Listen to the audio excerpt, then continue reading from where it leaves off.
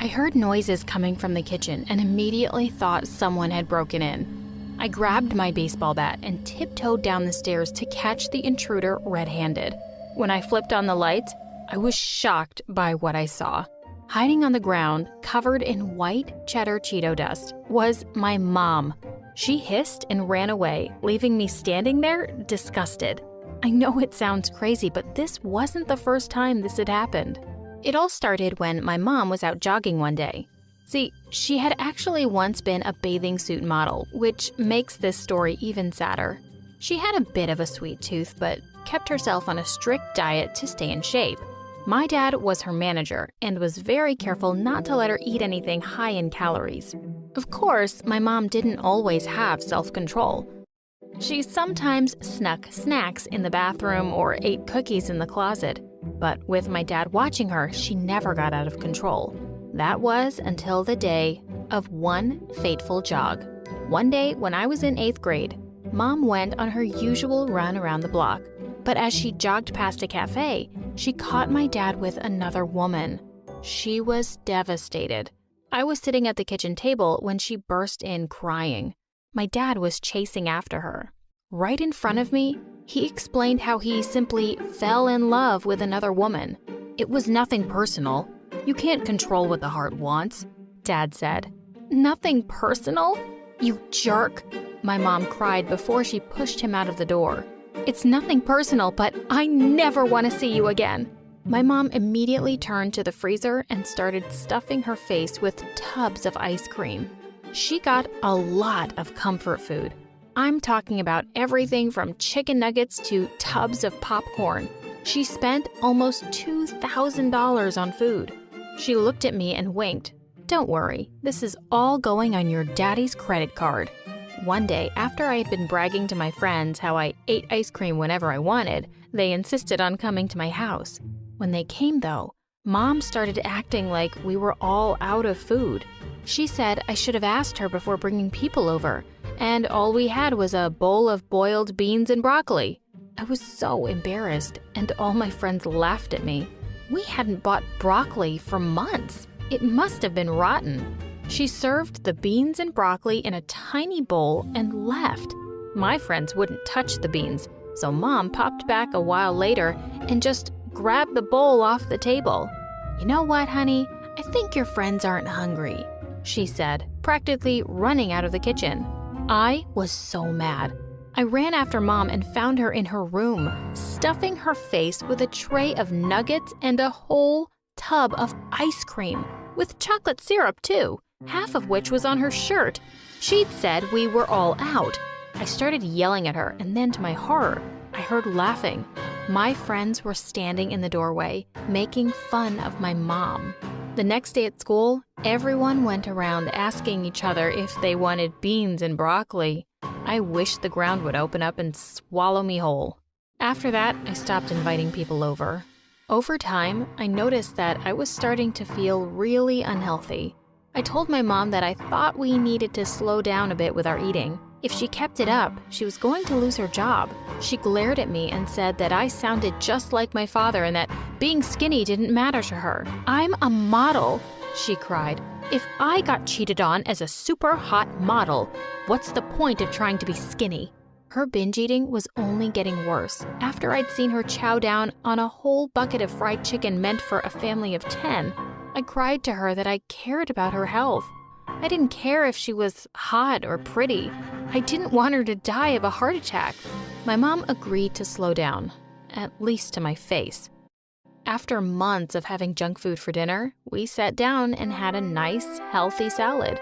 The first bite felt like heaven, but I don't think Mom agreed. When I told her we were skipping dessert, I heard her stomach growl at me. She seemed annoyed, but she didn't push for anything more. I was really happy to see her making progress, but boy was my happiness short-lived. When I went to the kitchen the next morning, I screamed in horror. It looked like someone had destroyed our kitchen.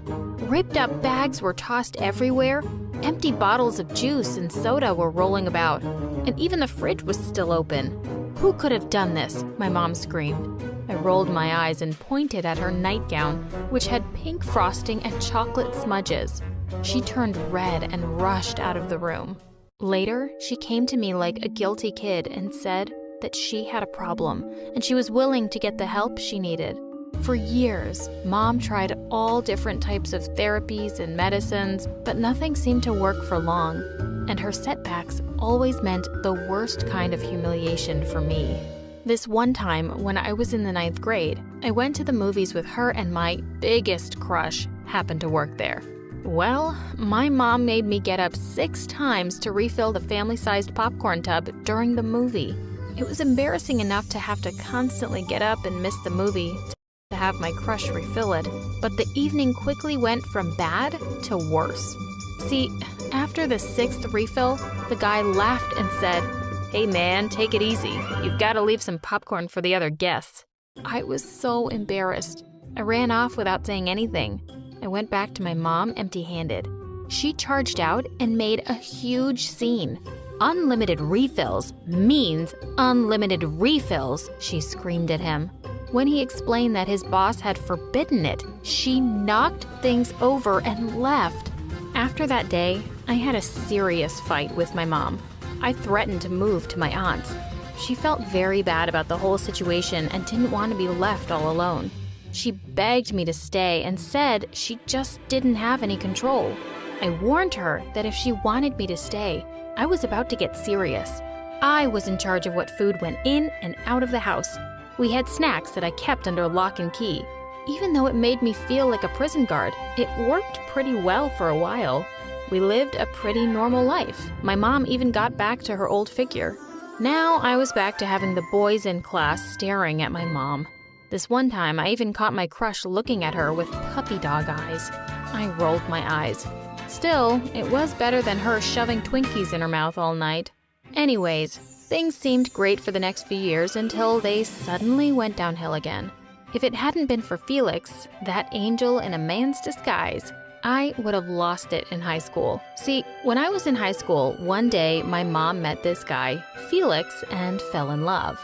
Felix was super nice and was totally understanding about my mom's situation. He said he would do anything to help her. He was always there to keep a check on my mom and made sure there was no junk food in the house to tempt her. But despite everything, Mom was slowly slipping back. I began noticing she was putting on weight every day. Even though whenever I came home from school, I saw Felix had taken Mom for a jog. At first, it was small things. My mom was eating more than she needed to, but it was green, so that was okay, right? Then it got horrible. My mom destroyed our kitchen in the middle of the night again. She ate 6 bags of Cheetos. When she snapped out of her food rage, she looked shocked and embarrassed. She even felt a little sick from her snacking. Felix assured her that she didn't have to hide who she was for him, but she shouldn't have brought snacks home. Mom swore she hadn't. I was so mad, I didn't even argue. I wasn't just annoyed at how utterly irresponsible she was being, but also at how this was affecting me directly. On top of the fact that I never had any snacks in the house anymore, she made it impossible for me to have friends over late. One time, I tried to throw a slumber party in my living room with the few friends that I had. In fact, I even managed to invite Maya, who was super popular. We had a great time and everything was good until I woke up around 4 a.m. to Maya's screams. My mom had so little control, she had started eating the stale chips we'd left in bowls from our party. Then my mom had stepped on Maya while she was trying to reach for a chip under the couch. I was so embarrassed. I tried apologizing to her and she just laughed in my face. She said they'd heard rumors that my mom could smell food from miles away and that they had all wanted to check. Say goodbye to your social life, loser. With that, they all packed up and left. My mom eventually lost her job as a model and stopped working out completely. She was gaining weight so quickly. It was scary. She needed a whole new wardrobe. Poor Felix still stayed by her side, though. He could always calm her down and said he would love her no matter what. Then one day, something really terrible happened. It was so bad that I decided to move out. Even Felix said it was the best idea. I started to finally date a guy. His name was Josh. Well, on our anniversary, I decided to have him over for the best meal ever. I bought a whole bunch of expensive ingredients with my own money to make us a huge meal. I got seafood, fancy chocolates, and a lot of fancy cheeses. When I came home from school and went to cook our meal, I discovered that it was all gone. I was screaming. My mom promised that she would make it up to me. You want to know what was left in the house for my boyfriend and I to eat on our big day? Cereal without any milk. I was crying. I didn't want him to think I just forgot. I explained everything to him and he was surprisingly pretty understanding. But it didn't change the fact that I was embarrassed and upset. I'd had just about enough. I had a serious talk with my mom. I told her I was moving out and I needed to know that she was going to be okay.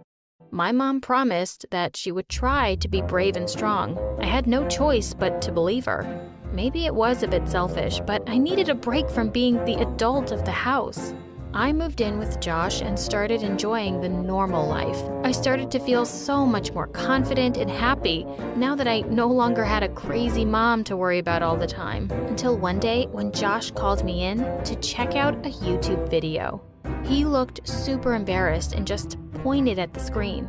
There was a video called The Fatso Eating the World.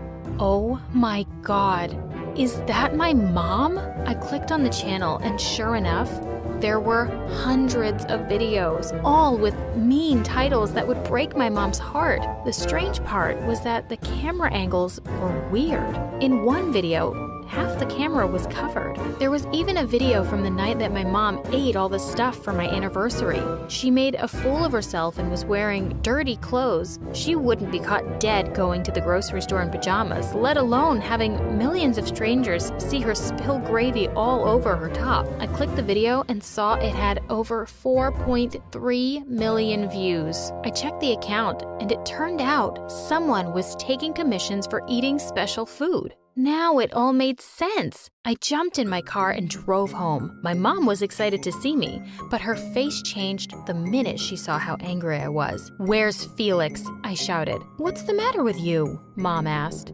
"I want to talk to him, Mom." "That monster is trying to ruin your life," I said. Mom was confused. "Mom, he secretly records you every time you eat and uploads it on a channel he's made. He's making money off of you," I said. She looked absolutely furious now. "You don't live here anymore, so you have no right to barge in and tell me how to live my life.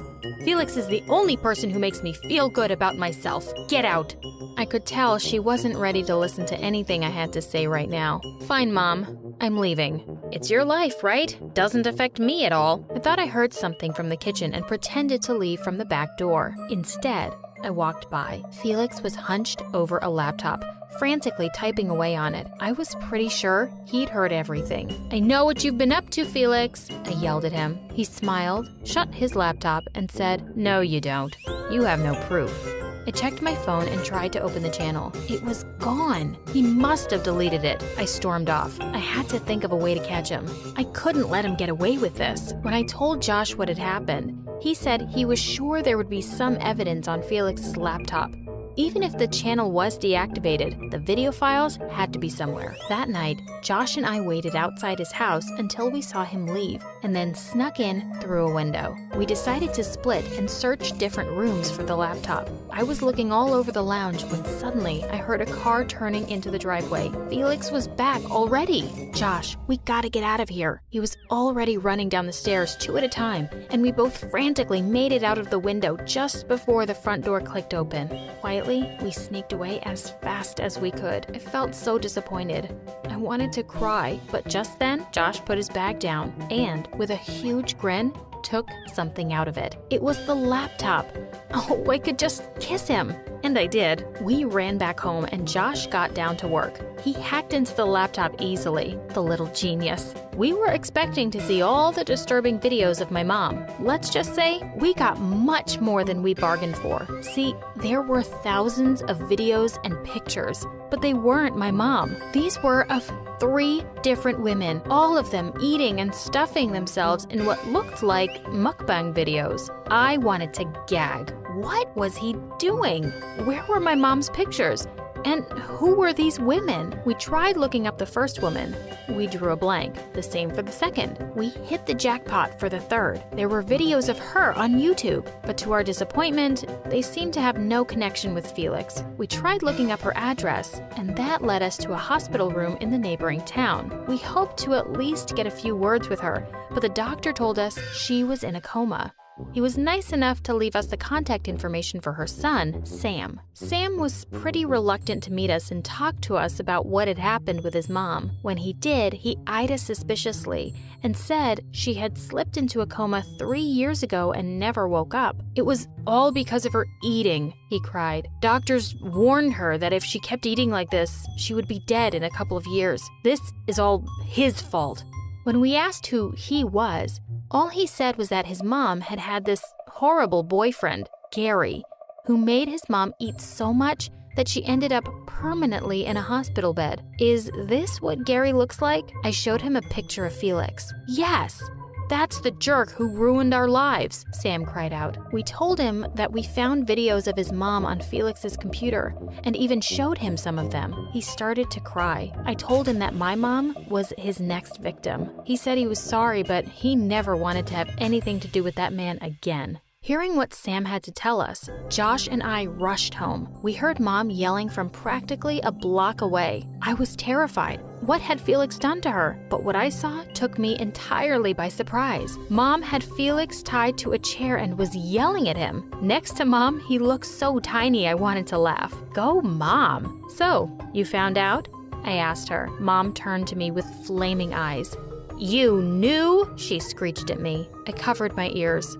Before I could even get a word in, she continued, You knew he was cheating on me and didn't say anything? She demanded. Cheating? Really? I told my mom I didn't know about him cheating.